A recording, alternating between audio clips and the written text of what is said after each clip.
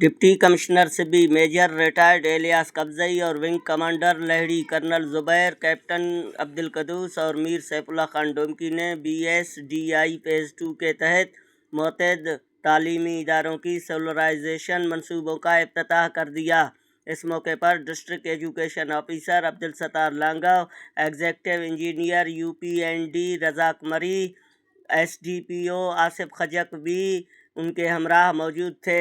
طلباء و طالبات نے اس اقدام پر خوشی کا اظہار کیا، جبکہ اساتذہ کا کہنا تھا کہ شدید گرمی اور لوڈ شیڈنگ کے باعث تعلیمی سرگرمیاں متاثر ہو رہی تھیں۔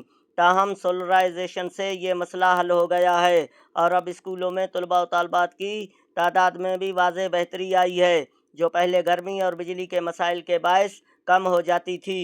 گرمی میں جس طرح یہاں پر تعلیمی سلسلہ متاثر ہوتا تھا، اب الحمدللہ ہم بڑے بہتر طریقے سے بچوں کو پڑھا رہے ہیں۔ سولر سسٹم جو نیا نصب ہوا ہے ہمارے گرلز ہائی اسکول میں، اس کا افتتاح ہوا۔